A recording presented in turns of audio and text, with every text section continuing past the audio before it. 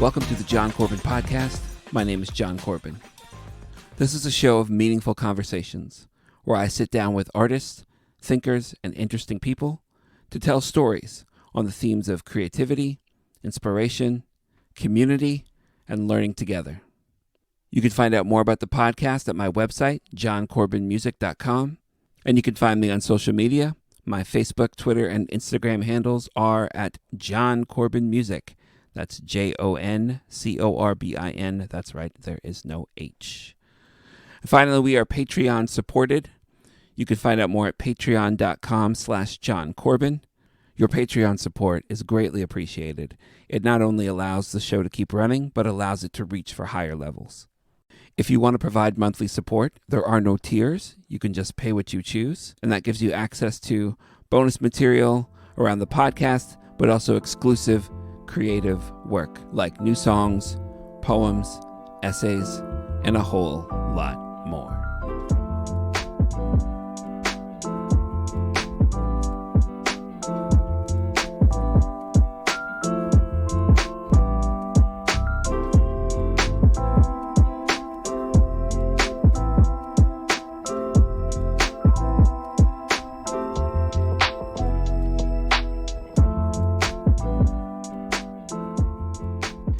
It's the Jon Corbin Podcast. I am Jon Corbin here with my special guest. Who are you? Hi, I'm Kim Radersma from Kitchener, Ontario. Hi, Kim. Thank you so much for joining me. Yeah, you're welcome. Glad to be here. Kim, what do you do? Full-time work. I work in human rights in the school board, the local public board. That's what I get paid to do. But I do a lot of things on the side, unpaid, kind of like you. Yeah. Yeah, I think we'll probably talk more about those things tonight, but... Kim, who do you hold close? Who do I hold close? My family, first and foremost. I have a partner. We've been married for 26 years. Oh, shoot, 27, John. And he always laughs at me because I never remember how long we've been married. I don't remember how old I am either, to be fair. And we have 2 teen boys, so we've been living pretty tight quarters here, like most families, for the past year. So I certainly hold them close, whether I want to or not. Have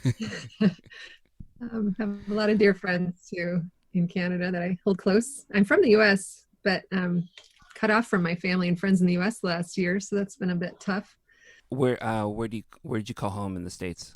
I grew up in Southern California, but then my partner and I moved to Denver for about a decade before we moved to Canada. We just moved to Canada 8 years ago. Okay. Yeah.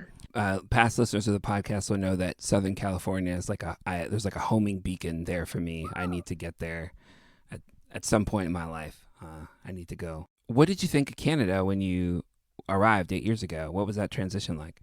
Well, that's funny because we actually first lived in St. Catharines, which is a pretty small town. Yeah, it is. So a lot of the things that were really, and I'd always lived in big towns, so LA and then Denver and San Diego. So coming to a small town, there were so many differences that were actually related to being in a small town that were really foreign to me, that not really about Canada.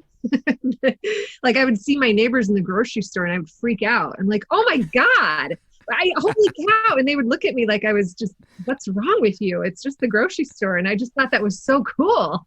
And I wasn't used to that small town stuff. So that was really interesting for me. Yeah, I bet. It reminds me of, because you're in Kitchener, I went to Wilfrid Laurier, and my wife went to University of Waterloo. And she would, when we'd see each other during the day, and she'd tell me, I saw my friend on campus. And she's so excited because there's, tens of thousands of people. I'd be like, I see my friends every day. Very small town, Laurier. So LA and San Diego are connected a lot to me through music, and then just, my desire for good weather. When I go, whenever that is, what do I need? Where do I need to go? What do I need to check out in those 2 places? Oh, I have to pick one thing. You can pick many things. I'm going to be there for a while. Well, the beaches are beautiful and lovely. There's nothing like standing at the ocean to make you put your life in perspective. It's just beautiful, gorgeous. I loved walking on the beach.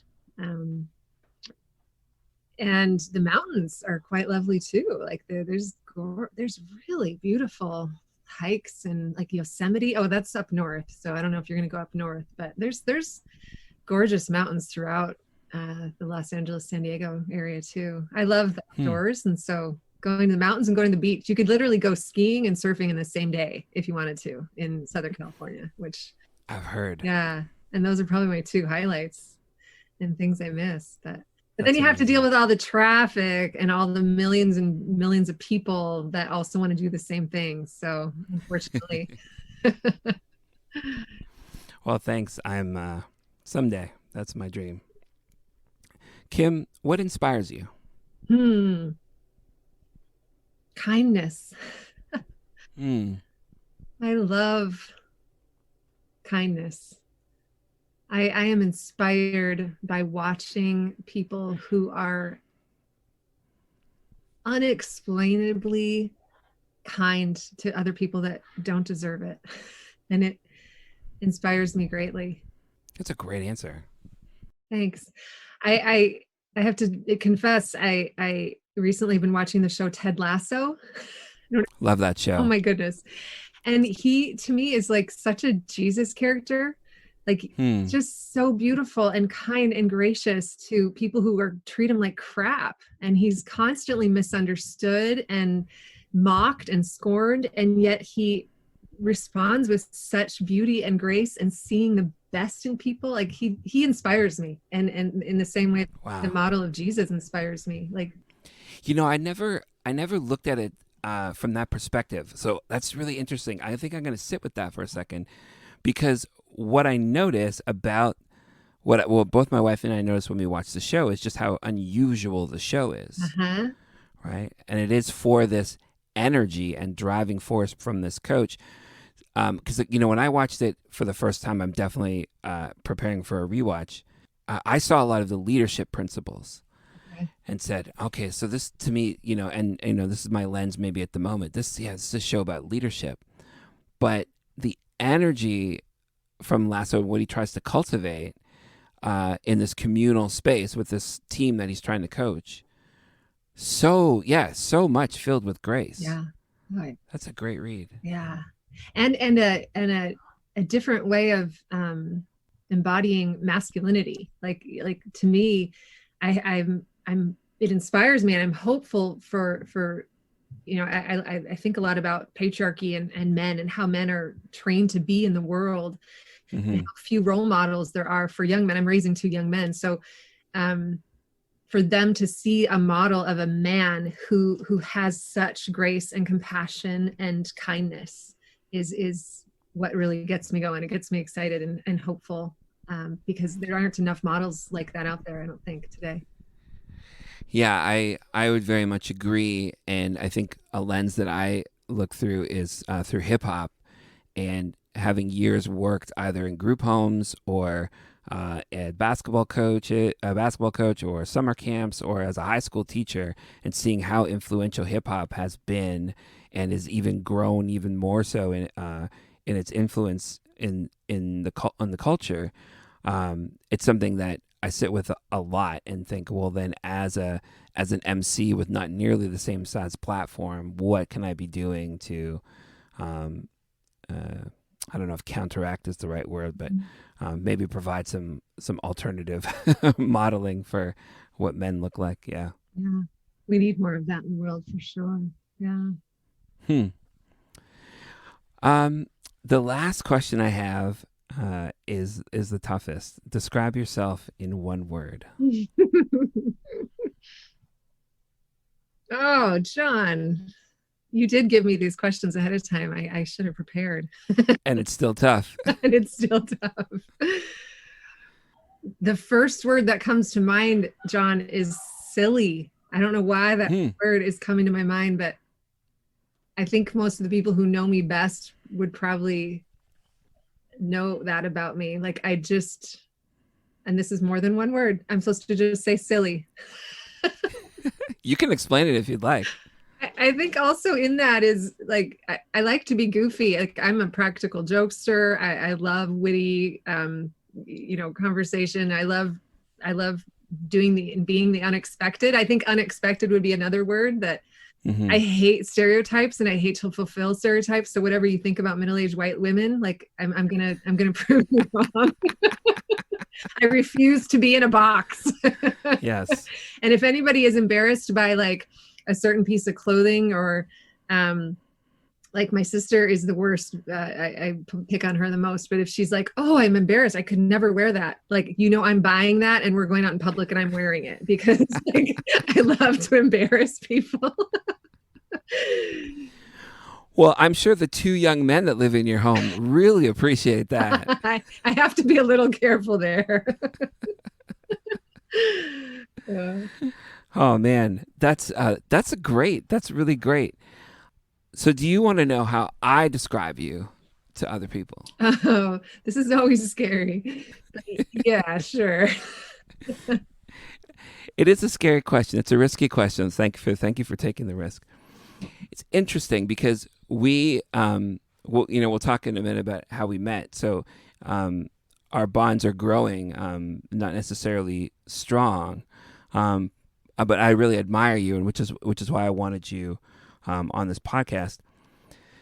So this is interesting. So the lens I'm seeing this through is your presence on Twitter.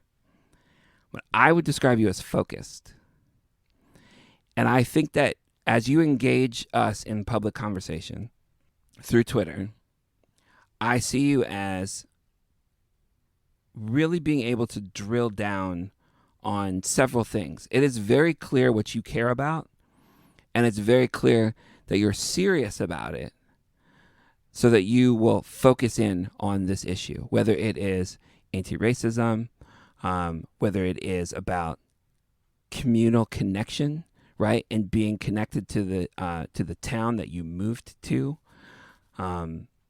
or loving your kids and raising your boys well. Now, I think people have described me as serious in the past, and I actually feel a lot like you in terms of that silliness. I'd like to surprise you with my humor and be unexpected and be in ways that you didn't see coming. So I think that there might be some kinship there, but yeah, the way that I have observed you as we've interacted online is, yeah, I would actually use that word serious because you can lock in, and it's what you care about is very clear, and I think that's a great thing to see personally. Yeah. Oh, that's cool. Yeah, that's neat. I mean, you should see all the tweets that I delete, though, Jon. Like those are just.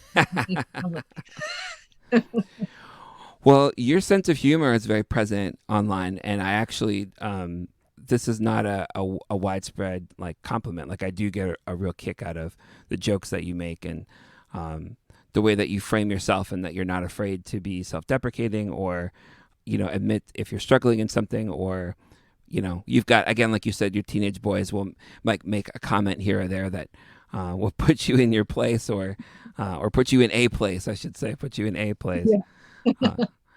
Yeah. I think that's really cool. I want to, what I ask my guests is, where did we meet? I rarely remember. I feel like we met on Twitter, and we started engaging in each other's Twitter feeds, if I recall. And then which happens a lot, but then I noticed that you were engaging with people I knew in real life. And then I was like, that's what made me start paying attention more. Because I noticed you engaged, I think, with Rose Ingrid and with Drew. And I was like, hey, I know those people. You know these people. And it was kind of that fun, like, we know the same people. And they're cool people. Like, I love those people. And so you must be a pretty cool guy. So that's my memory. Is that accurate? So I got the cosign. You got the cosign. Good.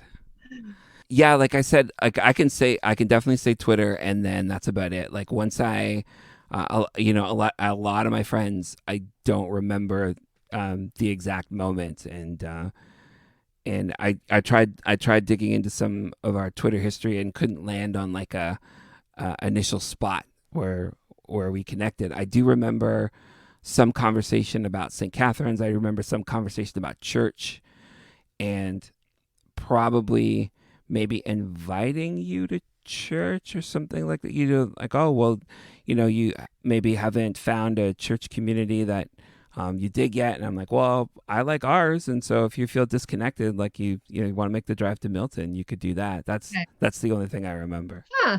Okay. Yeah. That makes sense. Yeah. Yeah. And yeah, was that maybe after I moved to Kitchener? I've only lived here for a short time. Oh no, but even in St. Catharines, yeah, I was definitely struggling with churches there. You moved to KW, like my favorite place. I I know would too. move back there tomorrow. Oh, I'm glad you like it. Love it. But you moved like during this pandemic. Is that right? Yeah. Yeah. Yeah, we had planned to move like we had bought the house before the pandemic started and we weren't going to move till the summer, but then with the pandemic we ended up moving the kids early since they were online anyway.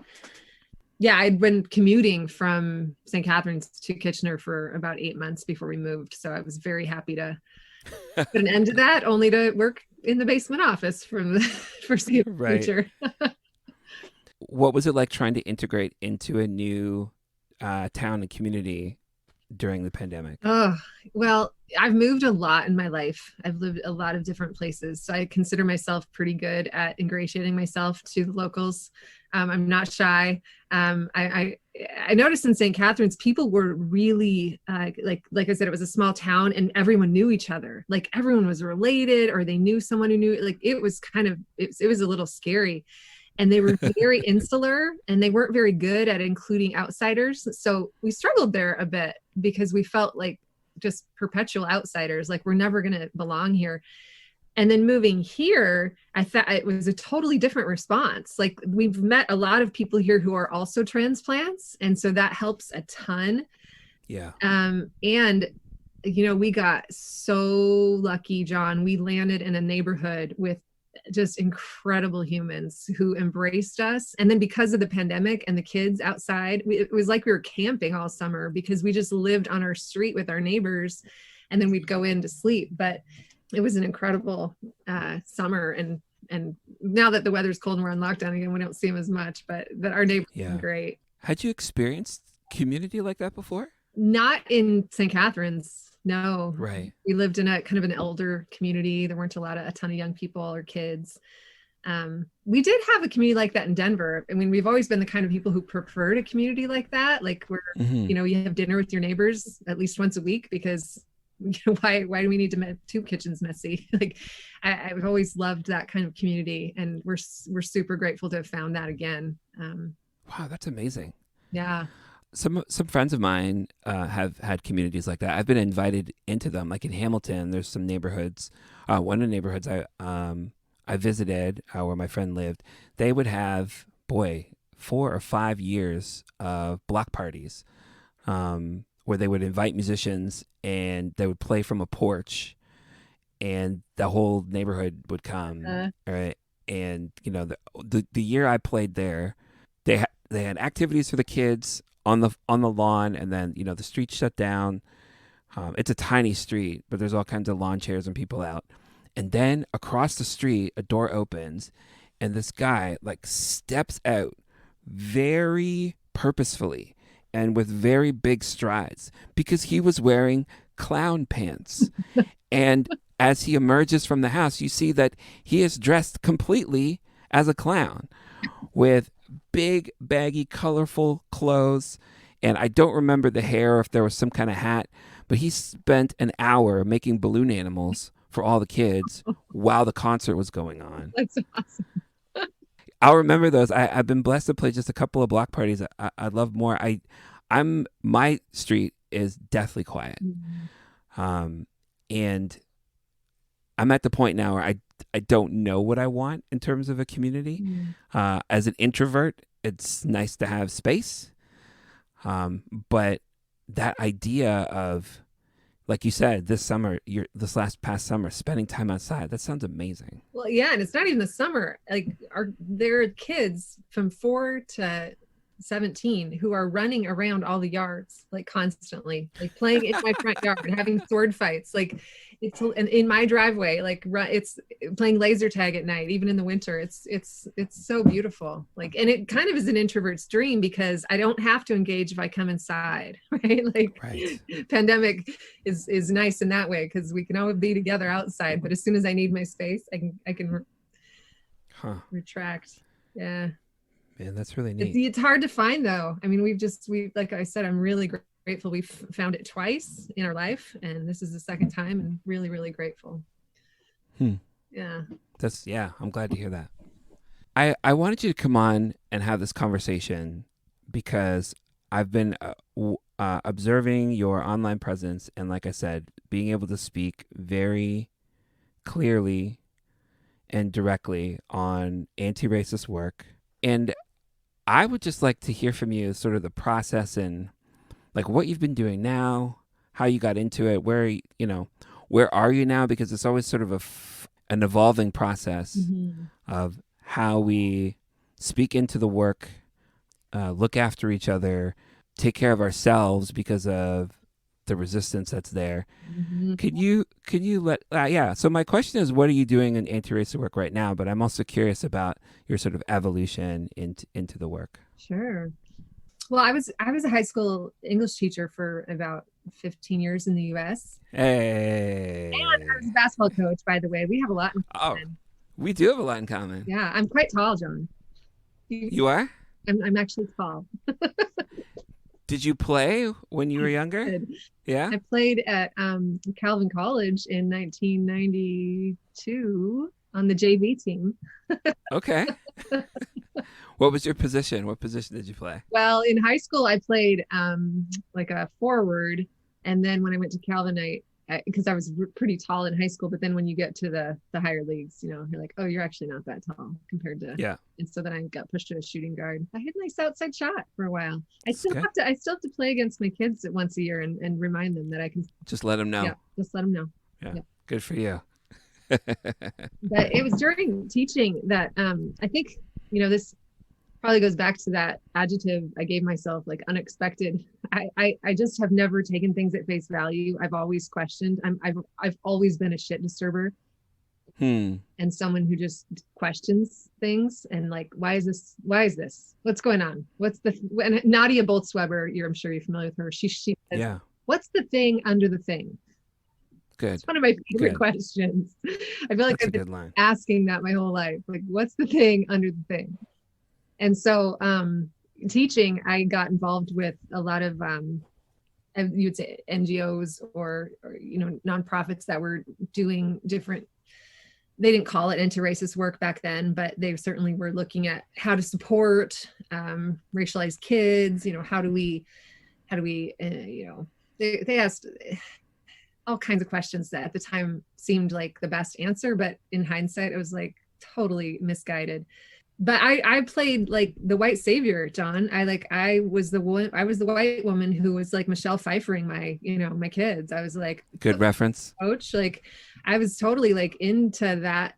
I'll do it, as a white woman, when you take those tough jobs of, doing those low level essentials kids, like you get rewarded for it. And, it was like charity work almost. And I was totally into that, but I was also asking like, what's really going on here? And I'll never forget one time my principal walked in and I was pretty proud of this class and the strides they were making. And we were talking out in the hall and the principal looked at me, he said, wow, I guess I never realized that, so many of the essentials kids are Black and brown. And I looked at him and I was like, what rock have you been living under? Like, how do you not know this? Like, this was before they started disaggregating data, but it was like so obvious that it was the white kids who were in the AP advanced courses and it was the Black and brown kids who were in the lower level courses. And he just was acting like it was the first time he ever noticed that. And I was like, what? How have you not started to think about that? I was really perturbed.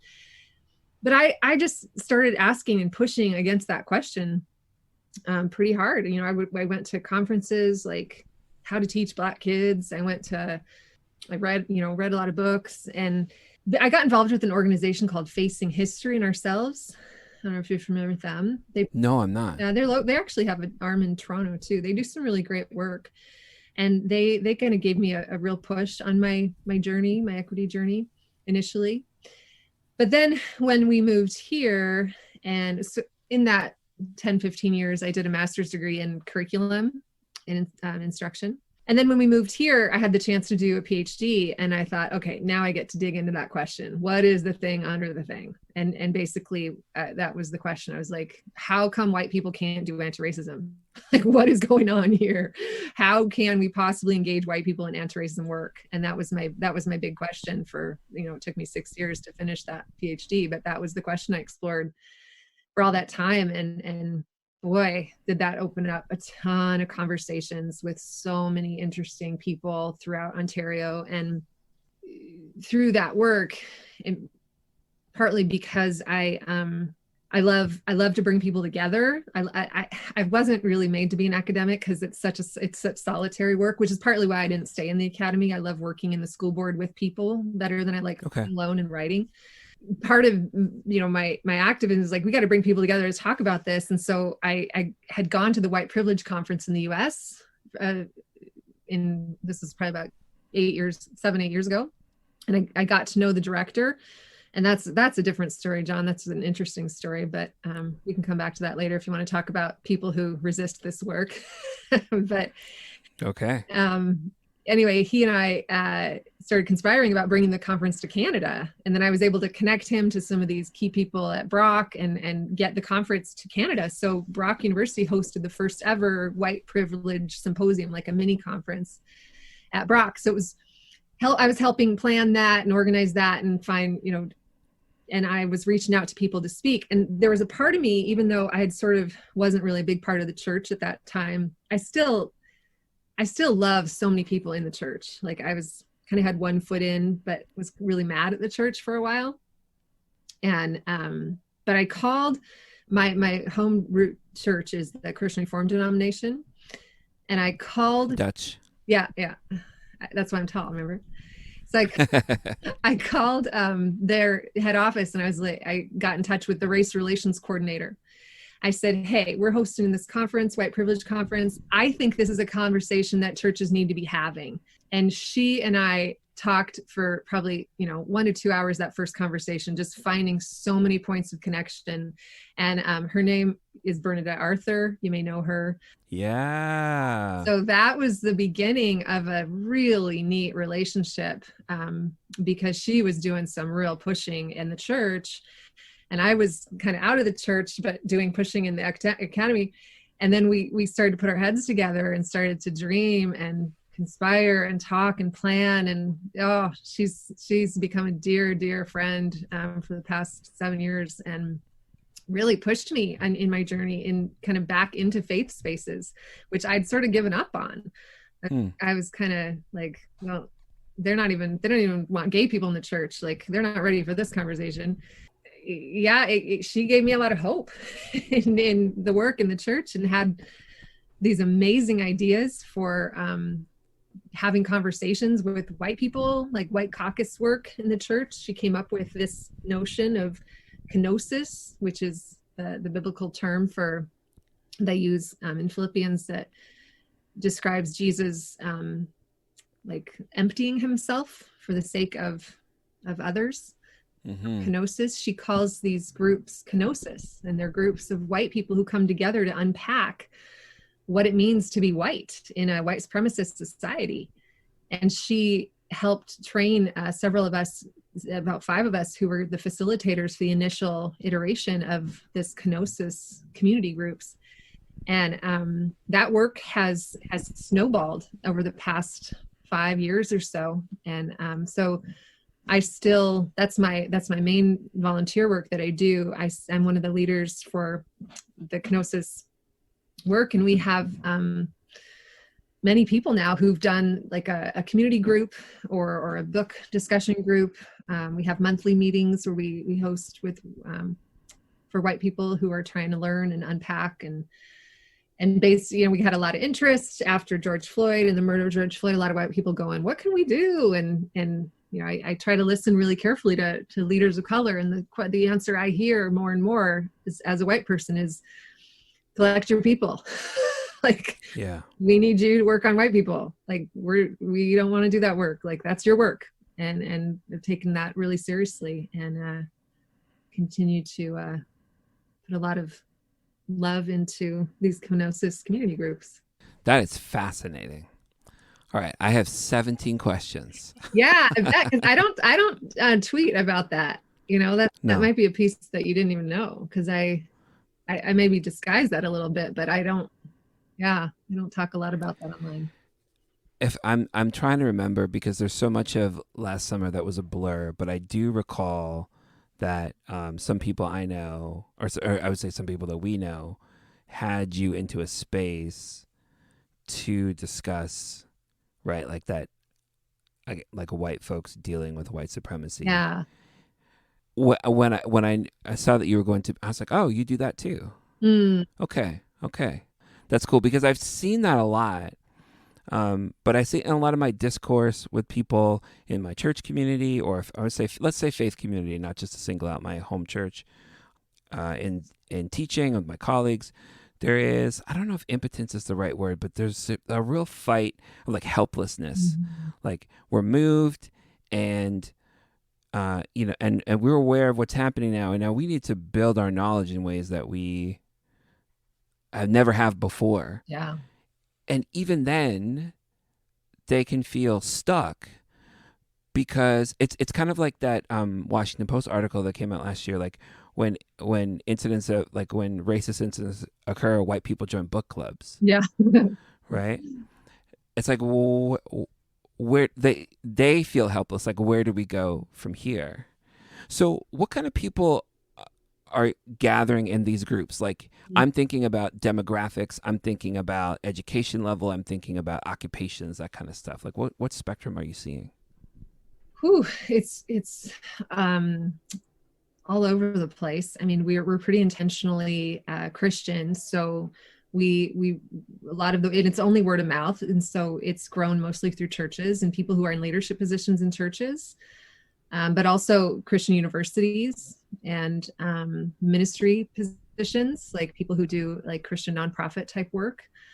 But we also have a lot of teachers and with people kind of all across the spectrum. That's encouraging to me to hear. And when you mention ministry leaders and people in Christian ministry, I would imagine that there are probably people that are bumping into points of pride within themselves of what they thought they knew, or the position that they've been placed in their community, versus what they actually know about this particular work or the voices of marginalized groups. Am I right? So true. And that's such a sticking point for so many people. But yeah, that pride is a tough barrier. And pastors absolutely, I think, have a tough time wrapping their heads around like all that they need to kind of unlearn and renegotiate because of what they have been taught. And I most recently have been studying Dr. Jennings from Duke University, who just wrote a book called After Whiteness. And he talks about, whiteness was born in the belly of Christianity. And he implicates the church, and everything he says, I just go, yep. I mean, our churches are the most segregated our Christian schools are extremely segregated. And unfortunately, a lot of people are late to this conversation, and partly because that pride, like, how could we possibly have gotten this wrong? It's just in this fear of engaging in this work and admitting that perhaps we have gotten this wrong. We need to have that posture of humility and learning. So the spaces that we try to create are spaces of a lot of honesty and vulnerability and listening and tough truth telling. And we have some pretty serious values we stick to in terms of having some tough conversations and digging deep. But we're not a book club or an advocacy group, but we really do try to push people to advocacy in their own spaces and connect people to their local, because especially since the pandemic, we have people from all over North America in our groups. I shouldn't say that like we have 1 million people in the US, like we have a few people who aren't Canadian. So it just sounds really neat to say international, but it's growing. I mean, people are looking for a space. Like one of the comments we hear repeatedly from white people is, I don't have these conversations with any other white people. This is the one space I can go and have these really honest conversations about how I am messing up as a white person and how I want to do better, but I can't get it right. And I know that's the perfectionism, because that's what white supremacy tells us to do, is be perfect. And how do I unpack that? It's almost like therapy for white people who are trying to do anti-racism work, if that makes sense. Which just seems so necessary when you talk about church groups or communities that are sort of late to the game. It's one of those things that is this additional level of processing for me that I bring to the table even within my marriage, because my wife is white-bodied from England. And when we think about moving or the next adventure, part of my analysis has to be the level of safety for my own children. And we could say, yes, I want my son or daughter to go to a Christian school, but I need to know that level of safety that's built into the structure of the school that they might not even recognize. It's this other level of analysis that sometimes produces fear, sometimes produces frustration, sometimes produces anger that I have to do this. Like anything, we want to ensure safety for our children, although we know that they will never be fully protected, and we have to teach them how to process pain and process the things that happen to them. You're ahead of the game than me as a parent, but having George Floyd's murder and the situations that followed have led to some interesting conversations at home.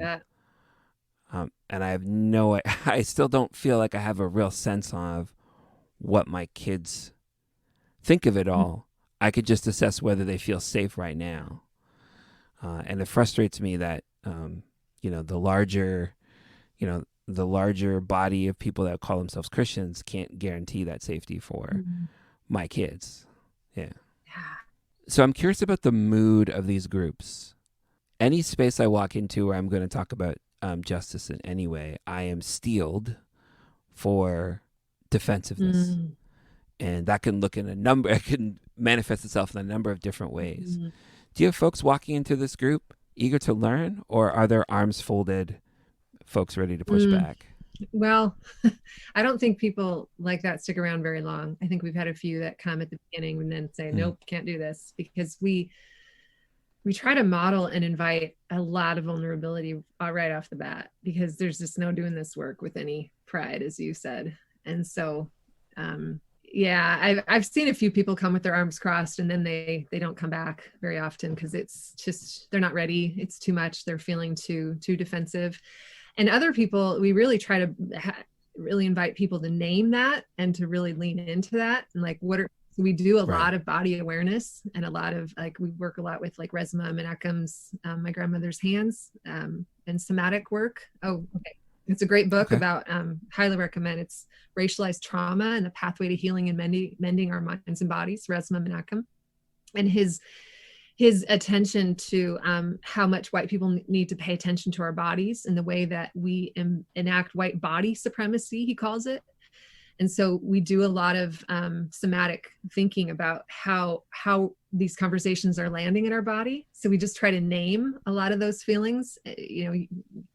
How are you, like, where do you feel defensiveness? And we try to just really bring a lot of that stuff out into the open and normalize it, so that people don't run away from that, but go, okay, I'm feeling defensive because I don't like this accusation that white people are oppressive, but let's go there then. Let's stay in this pain. let's not run away from it, because that's what we are hearing we need to do as white people, is to enter into the pain and stay there and really listen to that and learn from it. But instead, what so many white people historically have done is said, deny, push away, defend, rebuke, run away. And that's just created, generations of trauma in white people who lack the capacity and the resilience to engage in real needed conversation about race and racism. So we try to name that from the outset and try to just invite people to get ready for that and kind of predict and, say from the get-go, this is going to be tough work. It's going to be messy. It's going to raise your blood pressure.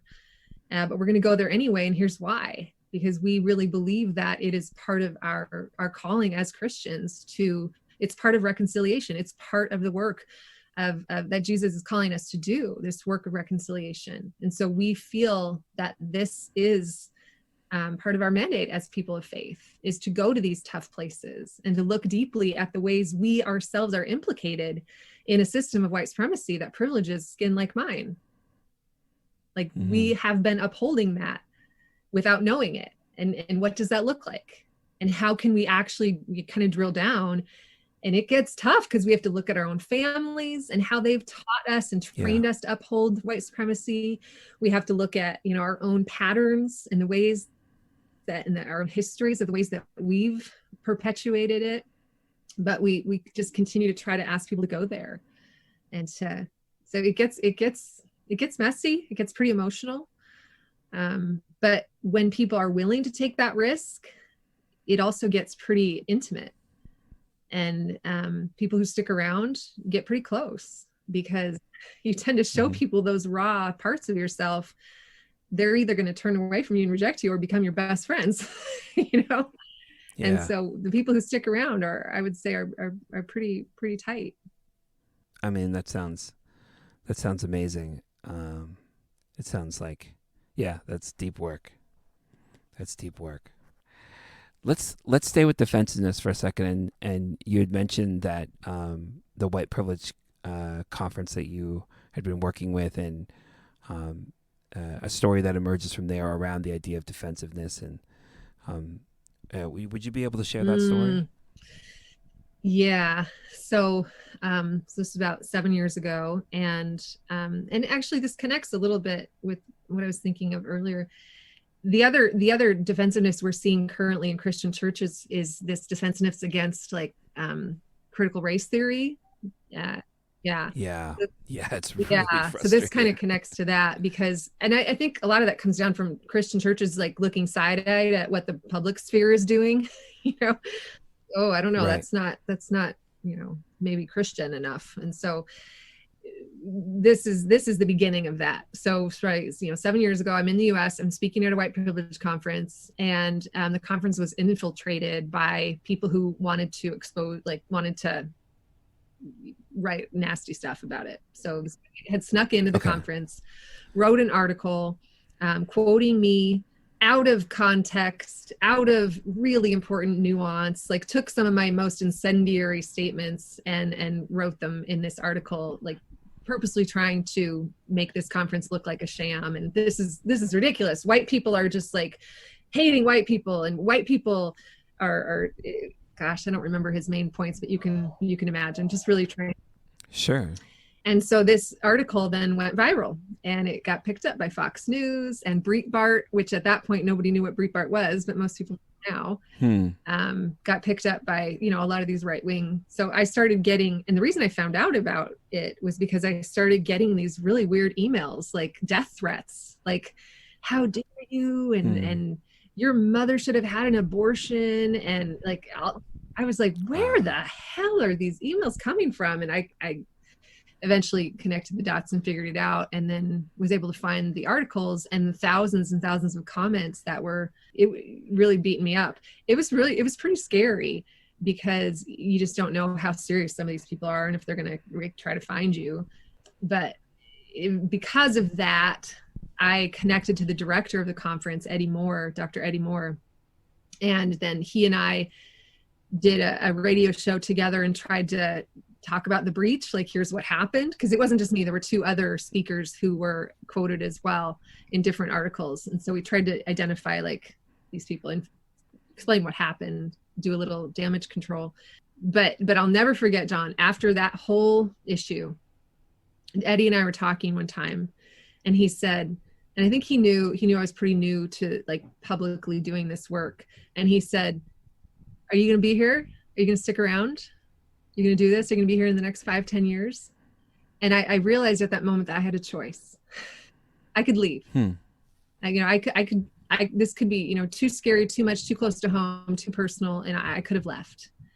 But that was a really important conversation for me, because even that realization that this is a choice for white people to do this work. And this man is asking me to make the choice right now. Like there was a commitment there that I made to Eddie and to my own integrity. Like, no, I'm not going to quit. I'm not going to let these white, right-wing people scare me. Like, I'm going to continue to do this work. And Eddie became like a huge supporter and just was cheering me on the whole way of doing my PhD. And, we still connect, and he still brings stuff to Canada, and he's doing amazing work. And, that's a great story, but it does underscore the risk. And I was just actually speaking about this on the weekend in a sermon I was preaching about what it costs to stand up like this. For you, what I'm curious about is, earlier on you discussed this, like you used the Dangerous Minds reference, right, from your teaching days, and you're Michelle Pfeiffering the way through. I'm trying to think if I could say, I'm not sure how far along you can get in this, how far along you can get on in this game while still having that white savior complex. That, like, I would think that do it authentically and to be welcomed by communities of color and other activists, like that's got to be checked at some point. So where was the adjustment for you? I think, I'm not sure I'm going to answer your question correctly or in the way you're asking it. But for me, so much of the work was listening carefully to the people of color closest to me, and asking the question repeatedly of how can I leverage my whiteness, my white body, my academia for the anti-racism work. Like what do I need to do? And listening to the answer to that, slowly, like hearing some things and being like, what? No, that doesn't make sense. But really trying to ask that question with every author I read and every person I met, and trying to lean into that question as hard as I could. And again, I think if I'm hearing your question right, like there is like that white savior component to that. Like I want to do something. I want to be the savior. And yet the question more and more was like, get out of the way, like become small. Like this isn't about you. Like this is about you working with white people. That's kind of the unsexy work. Like this isn't about you taking the podium. This is about you getting small and getting out of the way, and doing some of that unsexy business, which was so contradictory to the white savior who wants the pedestal and the name and the article and the money and the book deal, and because it required, like, it actually put me in a different trajectory, if you will, like realizing like this isn't about me. This is about me modeling to other white people how to be really humble and how to be really honest, and how to really pull back, if you will. Yeah, no, you definitely answered that question, because the idea of like what it costs is, it sounds like it costs your reputation for people that would disagree and push back in ways that you've experienced, and then also it costs that opportunity to be the hero, right? They're not gonna make a movie about you. This Right. episode might be called Unsexy Business. Yeah, I like it. And then that's a fun part of my day job too, is like, just one of the reasons I took this job is because I get to do more of that behind the scenes stuff, and really push and elevate, decision makers and work to, do some of that unsexy hard work. And how oh man, and how connected to the faith, right? Where we are asked to be small, we are asked to be last, we are asked to decrease so that Christ can increase. Those things should be connected, and I guess it's part of the unsexy business to make those connections for people that have not been conditioned to see it. Blessed are the peacemakers, blessed are the meek, blessed are the humble. Yeah, kind of back to Ted Lasso, like. We're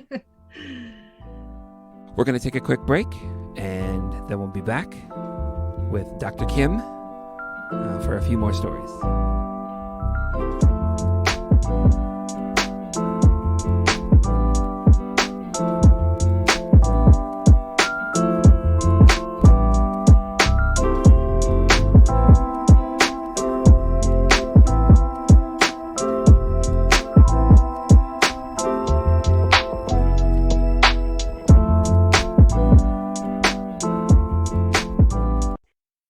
Welcome back to the Jon Corbin podcast.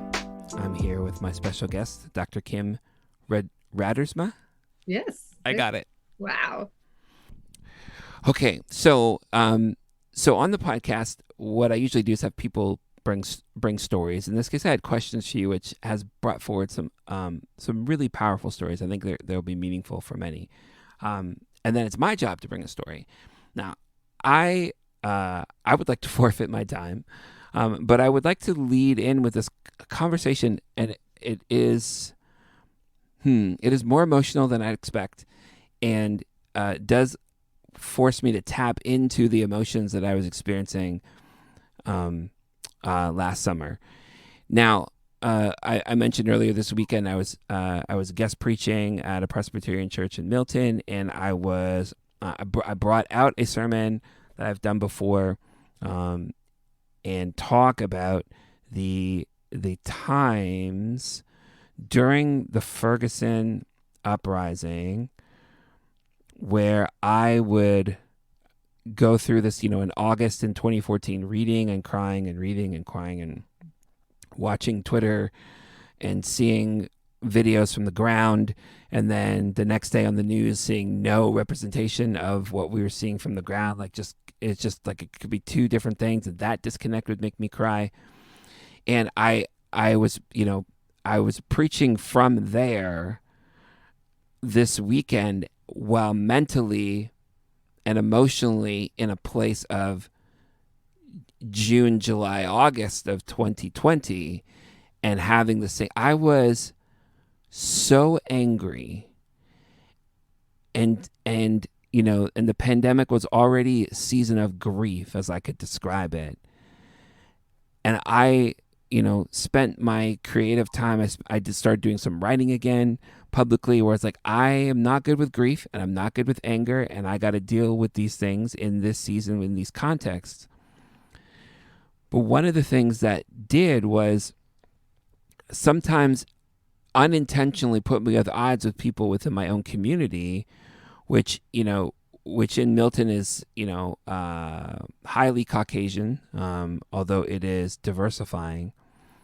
I would hear things from people that would catch me off guard, that sort of led me to believe that their defensiveness about what was happening means that they didn't really believe the stories, the narratives that were being shared. And so we could talk about critical race theory, we could talk about looting, we could talk about all lives matter, we could talk about affirmative action, we could talk about anything except what was being shared from the people raising their fists and raising their voices. I was so angry, and at the same way that I saw the disconnect between the mainstream media and reports from the ground during Ferguson, I was seeing disconnects in my own community and going, I feel more lost now because I don't think that you're with me, and I've been with you for X number of years.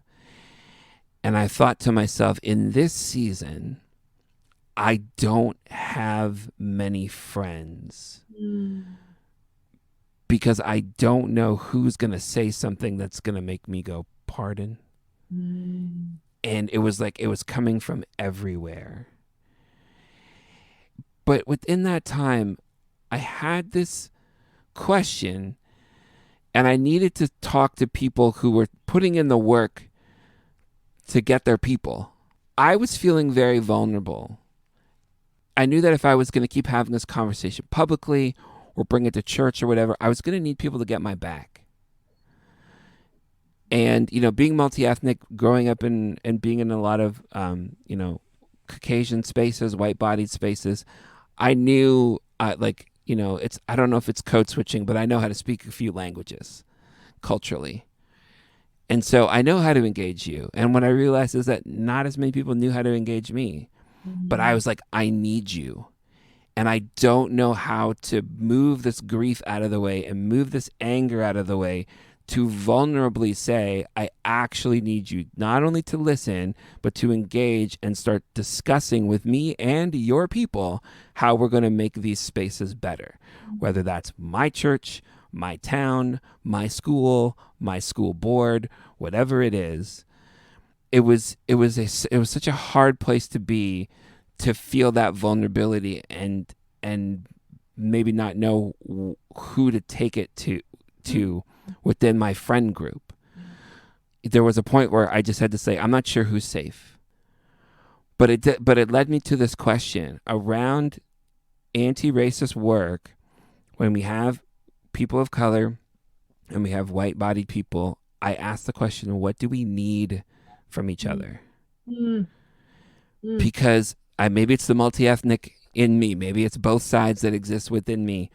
I want that harmony. I want us to work together. I actually grieve the disunity as much as the violence and the inequity. Like, if we're not united, if we're not working together, then how are we going to fix the problem?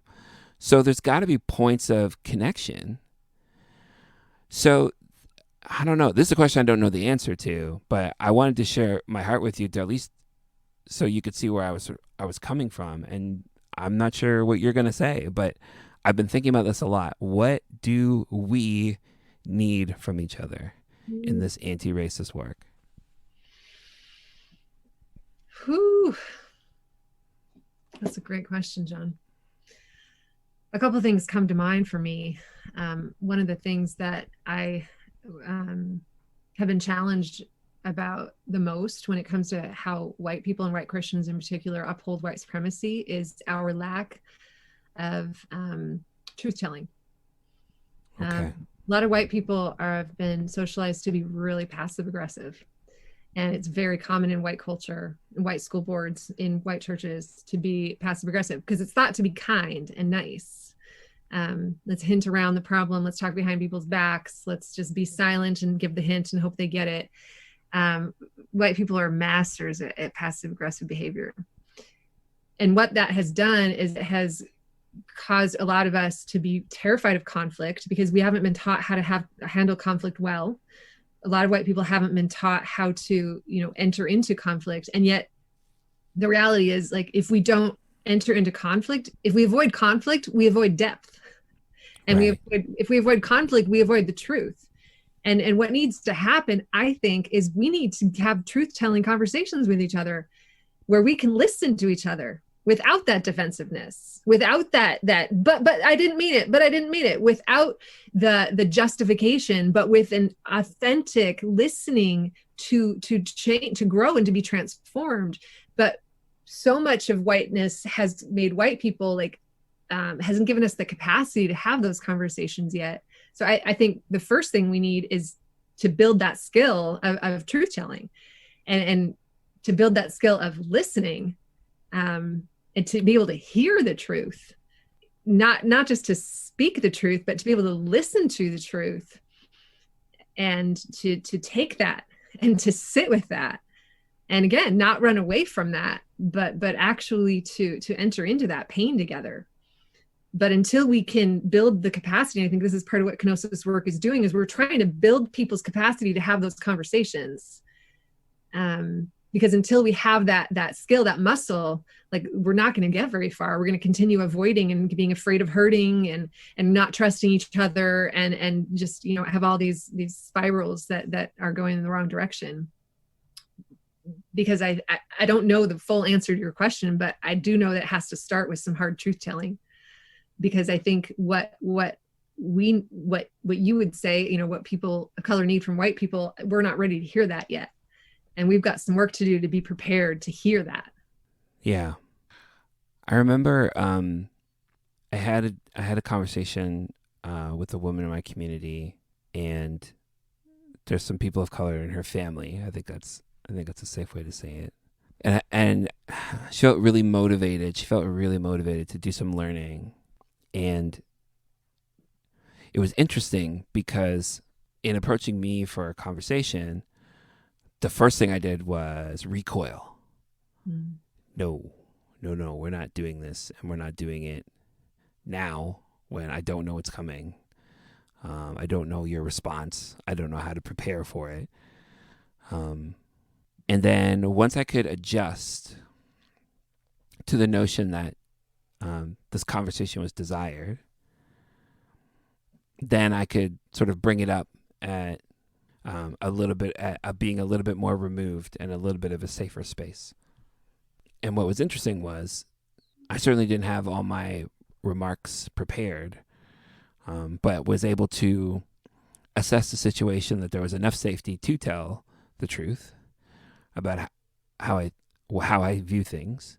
And I was really amazed that it was surprising for them, for her.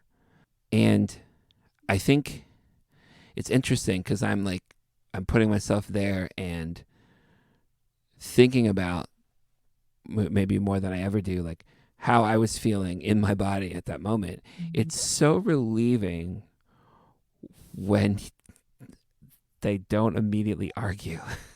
Mm-hmm. What a low bar.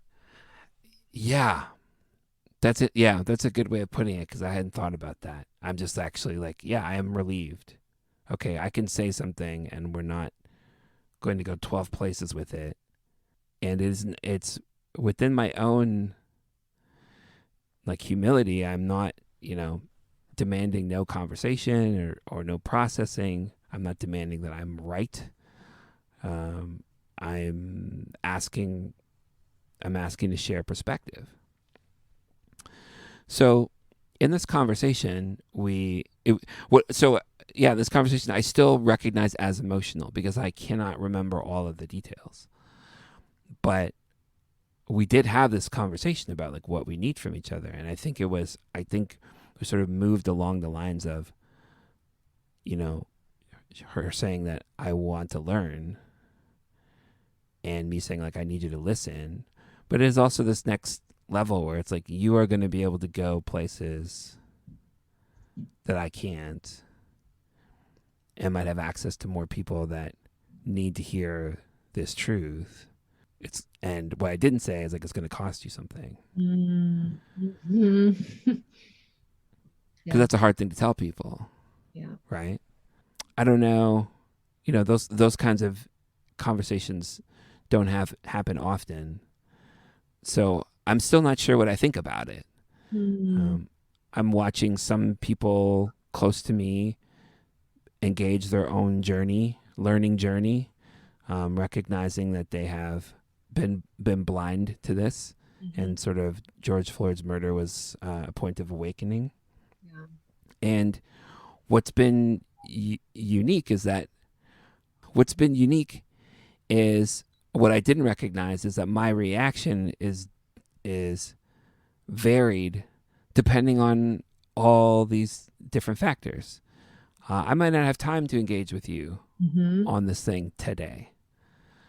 I might see you tweet out or take an Instagram picture of a resource that you gained and you're trying to learn from, and I don't really think it's that effective of a resource. But I might not have time to. But I'm just happy that you're trying and that you move along the way, and it doesn't have to be perfect, right? So I don't have to check you on everything. It's the authentic relationship that makes it hard, but I think is so required, where you can tell me what's going on with you and I can respond. I'm desperate for those kind of cross-cultural conversations. Mhm. But they are rare, I think, for the defensiveness, for the humility, or the lack of humility, for the pride, for the things that we all stumble on, the same way that as a man, I'm going to feel that same way if I hear a woman check me on something, or if I hear a woman discuss something about that level of behavior under a patriarchal lens, and I go, shoot, I did that. I think we both need humility, but that's as far as I've gotten. If I can offer something else to think about, Please. I think the other thing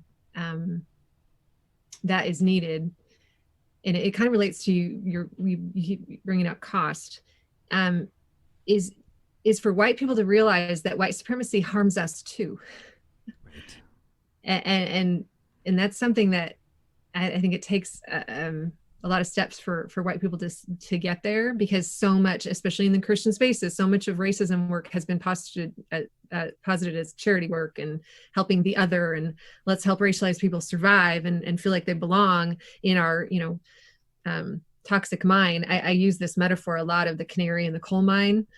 The canary Mm-hmm. that dropped down into the coal mine is the original carbon monoxide detector.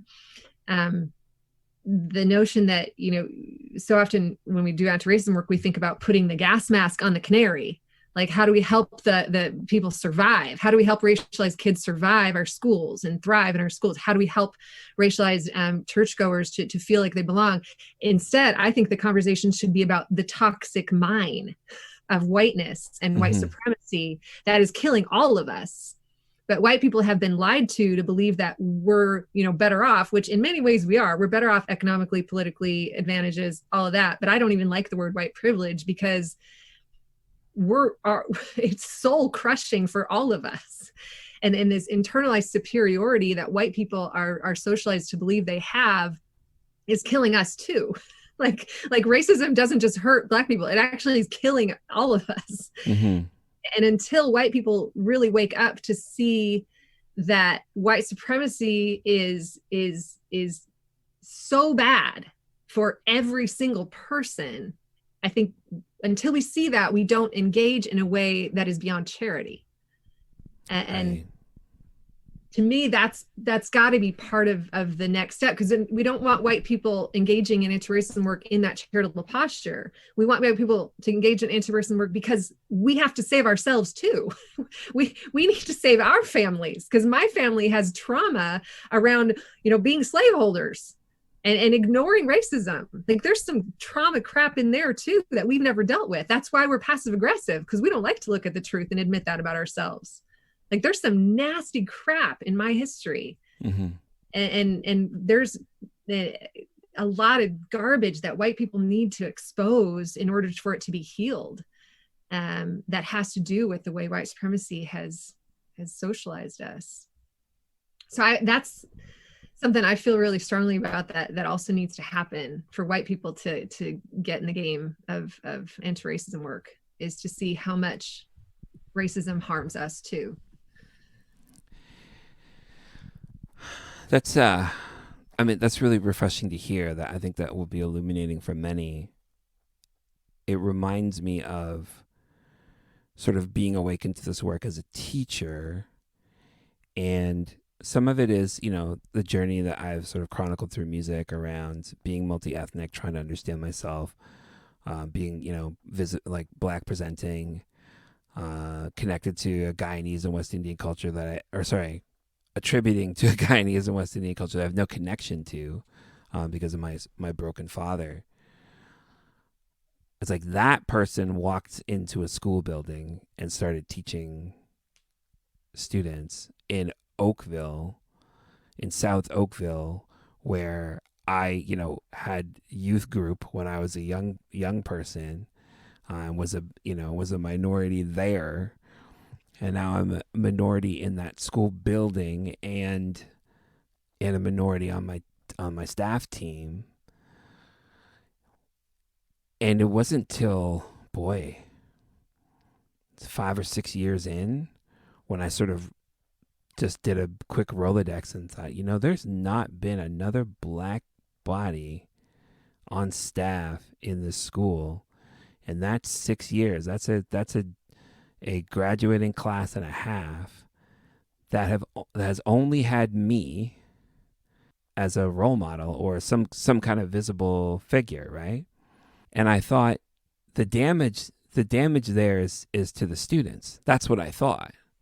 Where, I could do my best, but you may have just seen me in the hallway, and that's the only person of color under authority for you, or black, I should say black, I think specifically, being able to teach, being able to do anything to combat the issue of white supremacy. It makes me think, if our school boards were concerned about that, I think their approach would be a lot different, recognizing that in 4 years of university, the jobs that their parents might be able to connect them with, for being such well-connected, affluent young people, when are they in a position in their boardrooms or in their companies where they have authority and still hold unchecked opinions that would uphold white supremacy? And all they had was me. That's when I started to get really serious about equity work, at least where I was working. Mm-hmm. But it wasn't much longer until there was a network of racialized and indigenous teachers that started to form, so we could have these conversations, and you realize that there's like one of me in every school. Yeah. So it was nice not to feel alone, but the work we realized was to have any kind of visibility within the board. Yeah. Was a challenge. That isolation's real. Yeah, that's a huge challenge still for school boards. Something that my school board is working quite a lot on. We're thinking about that a lot and trying to address that in many different ways, but it's an uphill battle for many years to start to address the disparity. Grossly underrepresented. Black and indigenous teachers especially are just unethically underrepresented in positions of authority in schools as teachers. Overrepresented in positions of like facilities and cleaning supplies. Yeah. Underrepresented, and the higher you get, the whiter it gets. You said that your work with Bernadette and seeing some Christians that were concerned about these issues over time gave you some hope. Do you have hope in the education, in the educational sphere about where we're going? I have to, John. Otherwise, I wouldn't be able to work with integrity. True. I work with an amazing team of people at my current job, and the creativity and the problem solving and the strategic ways that we're trying to tackle this problem is hopeful. Absolutely. And we don't have a critical mass yet, but we have enough leaders who are really getting behind this work in a way that shows me that they're serious, that it's exciting. We're kind of we've got momentum right now, and they're willing to ride the momentum and push in ways that they're getting ready to pay the cost, because you realize the harder you push, this backlash, this wave of resistance is gaining momentum. But I'm hopeful that there is enough energy that we're going to continue to push for a while. As soon as I don't see that, John, I couldn't stay here. Like I wouldn't be able to do the work I do if I didn't believe that there was hope and change. Well, I mean, yeah, I wouldn't stay here either, because the winters are cold. Like I just go back to Southern California. Right, exactly. You said that kindness inspires you. And one of the things that, as I sort of watched you move online, is that you wound up being being inside a story where you weren't the protagonist, but were able to report on it in ways that got you in the paper. Yeah. In your new town. Tell us. I call it the grocery store story. Tell me the grocery store I story. love how it connects to the kindness, because it was totally that. Like my 13, he was 13 at the time, my youngest son.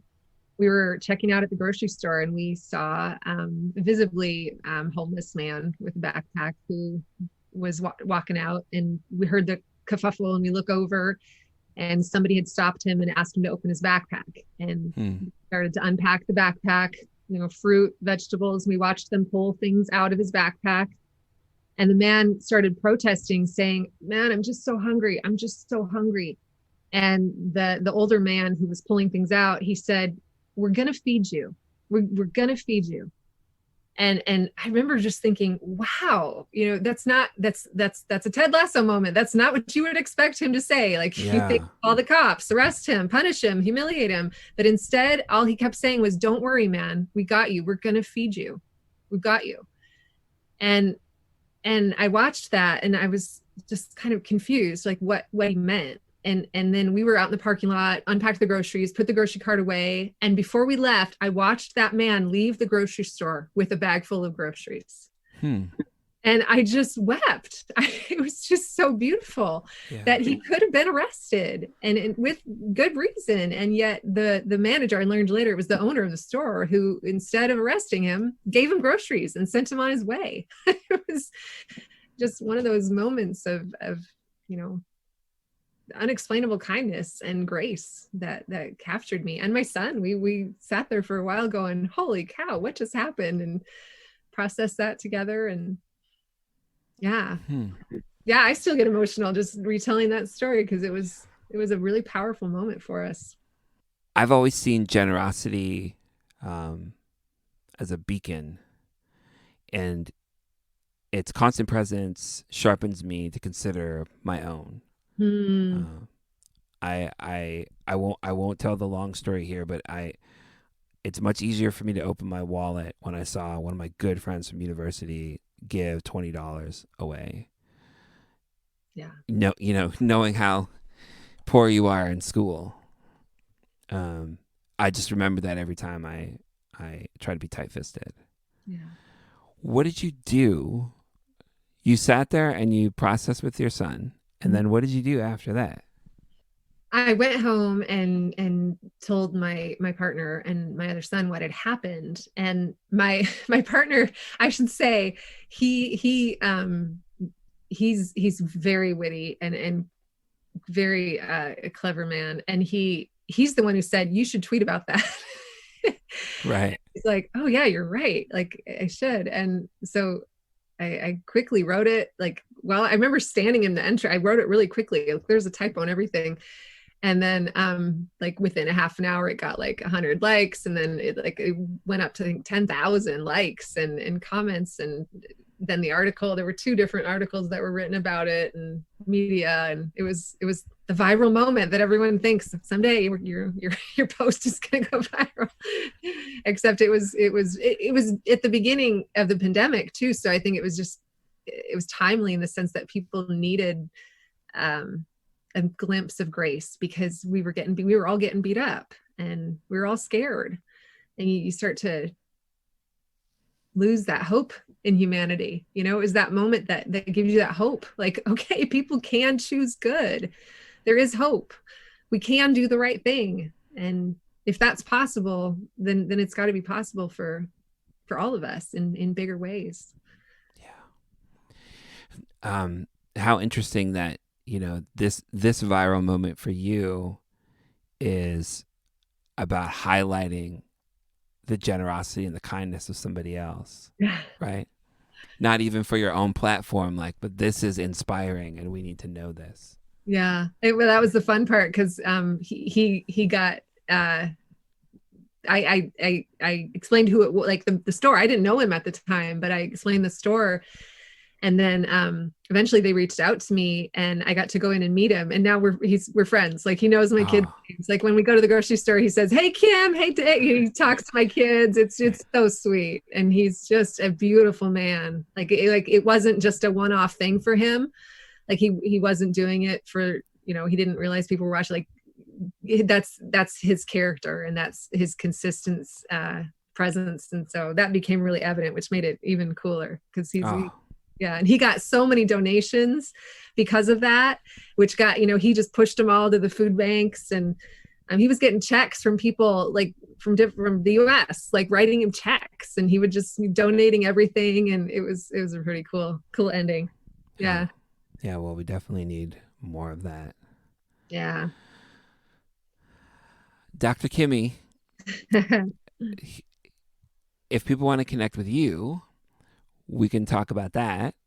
Or if there's any resources that you want to highlight for people of great work to continue in their own anti-racist journey.